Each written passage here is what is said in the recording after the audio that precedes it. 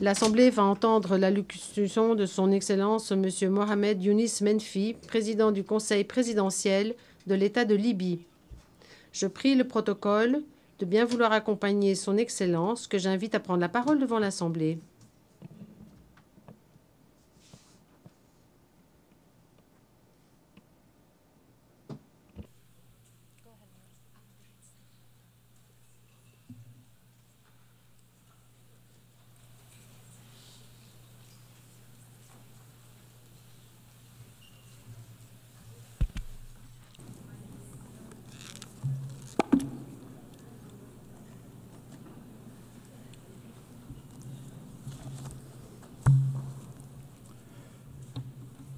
معالي السيدة أنيلينا بيربوك رئيسة Excellence Annalena Baerbock, présidente de la 80e session de l'Assemblée générale des Nations unies, Votre Excellence Monsieur Antonio Guterres, secrétaire général des Nations unies, Majesté, Excellences, Mesdames et Messieurs.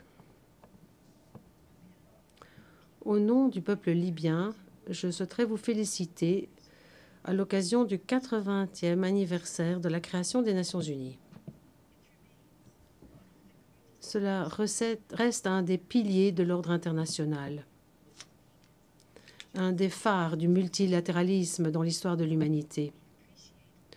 Nous nous félicitons de l'organisation de cette session avec comme thème « Mieux ensemble, 80 ans et plus pour le développement de la paix et les droits de l'homme ». Ce sont des principes auxquels nous croyons profondément, des principes que nous consolidons au niveau national, régional et international.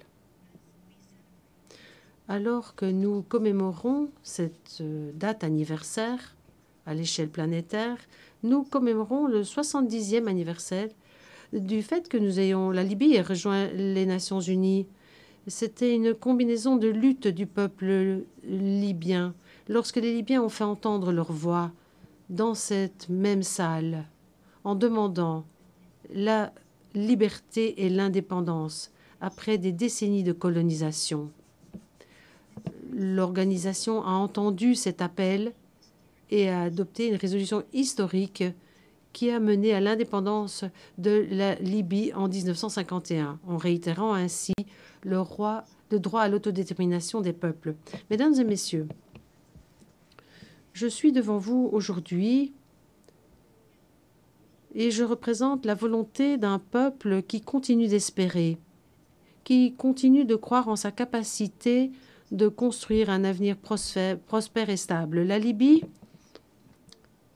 ce n'est pas une zone de combat, ce n'est pas une arène où l'on tente de gagner, un endroit d'où les crises peuvent être exportées. C'est une nation riche en ressources naturelles, une société qui se tient avec une jeunesse qui dispose d'un potentiel immense.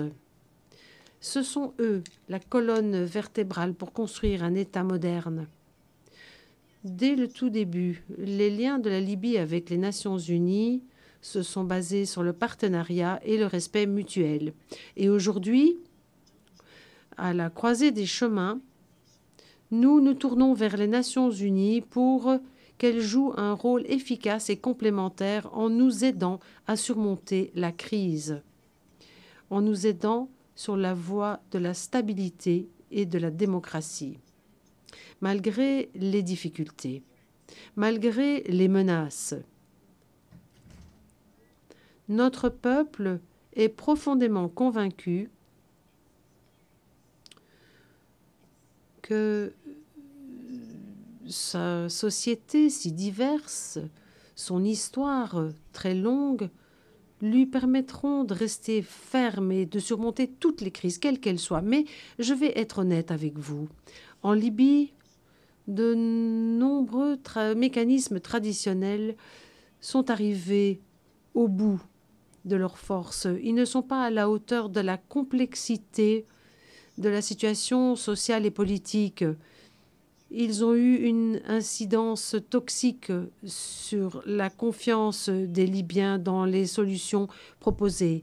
Nous devons revoir ces solutions, éviter les solutions temporaires et les interprétations beaucoup trop étriquées qui ne font que nourrir les crises. Nous pensons que toute solution qui ne rétablit pas l'appropriation nationale sur le plan politique, une solution qui n'émanerait pas de la volonté libre de la population, est vouée à l'échec. Nous l'avons vu dans le passé. Et dans ce contexte, nous vous présentons une vision politique très claire.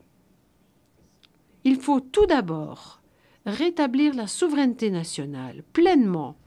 Il faut rejeter toute ingérence étrangère, quelle qu'elle soit et quels que soient les arguments avancés. Deuxièmement, arriver à un consensus national inclusif est essentiel pour arriver à une société inclusive. Mais pour cela, il faut un dialogue sincère qui serait tenu en Libye avec tous les acteurs libyens sans exception. Troisièmement, réunir les institutions nationales, notamment de la défense, de la sécurité, en utilisant des mécanismes professionnels sans polarisation et sans quotas. Quatrièmement, mettre fin à la période de transition grâce à la Constitution et en procédant à des élections libres et justes, permettant aux Libyens de choisir qui va les diriger sans tutelle et sans imposition d'acteurs extérieurs. Mesdames et messieurs, alors que nous prenons nos responsabilités politiques et malgré les difficultés rencontrées, nous avons pu conserver le niveau le plus élevé de stabilité possible. Nous avons évité la rechute dans la violence. Nous soulignons que l'intégrité territoriale, la souveraineté et la cohésion sociale de la Libye sont des éléments qui ne sont pas négociables. Nous avons pu respecter l'accord de cessez-le-feu. Nous avons établi un comité sur les modalités de sécurité dans la capitale Tripoli. Sous ma supervision, ceci a contribué à renforcer la stabilité en rendant cette phase une des plus sûres que nous ayons connues jusqu'à maintenant. Mesdames et messieurs, l'économie libyenne, malgré les difficultés, peut beaucoup contribuer au développement du pays. L'absence d'un budget unique, l'absence d'institutions unifiées ont été des obstacles au développement. Nous soulignons que nous appuyons la voie économique par le biais du Comité supérieur économique et financier. Il est nécessaire de respecter les grands principes d'équité, de transparence lors de la redistribution de la richesse. La migration illégale est une vraie difficulté, un vrai problème humanitaire avec des causes très anciennes. Nous demandons à la communauté internationale d'adopter une approche globale en appuyant la création d'emplois, la création d'infrastructures dans notre région en partenariat avec l'Union africaine, plutôt que d'adopter des approches beaucoup plus étroites, sécuritaires, qui se sont avérées inefficaces. Dans ce contexte, nous avons appuyé des projets économiques qui établissent des liens entre le nord et le sud du continent africain. Pour créer un environnement propice au développement, il faut que les jeunes puissent travailler. Il est important de retrouver des équilibres au niveau démographique sur le continent africain et sur le plan économique aussi. Notre position par rapport à la Palestine se base sur des principes humanitaires et se base sur nos engagements par rapport au monde arabe. Dans ce contexte, nous condamnons, dans les termes les plus robustes, les pays qui continuent de se cacher derrière une neutralité morale, qui ne voient pas les violations terribles du droit international auxquelles sont soumis les Palestiniens. C'est pour cela que les Nations unies ont été créées. Pour le moment, les Palestiniens vivent toujours sous le joug de l'occupation. Nous demandons une action responsable de la communauté internationale pour que les droits légitimes du peuple palestinien soient respectés. Il faut surmonter les divisions.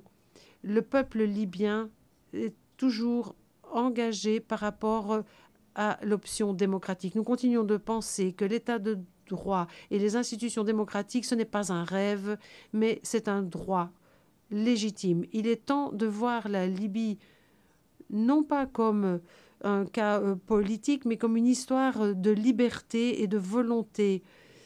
Un pays avec une longue histoire, avec de grandes ressources, avec un peuple libre qui aspire à la paix et à la prospérité. La démocratie, c'est notre choix, et la paix et la réconciliation, c'est notre destin.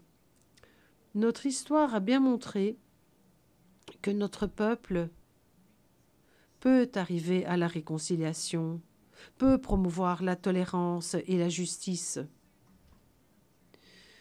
Nous pouvons tourner cette page. La réconciliation nationale, ce n'est pas simplement quelque chose de nécessaire pour construire l'État, c'est un héritage que nous chérissons. Nous voulons une Libye souveraine, libre, forte, avec des institutions robustes, ouvertes au monde, un vrai partenaire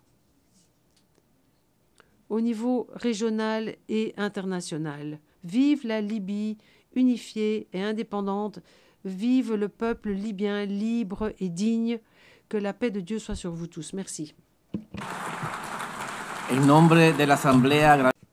nom de l'Assemblée, je remercie le président du Conseil présidentiel de l'État de Libye.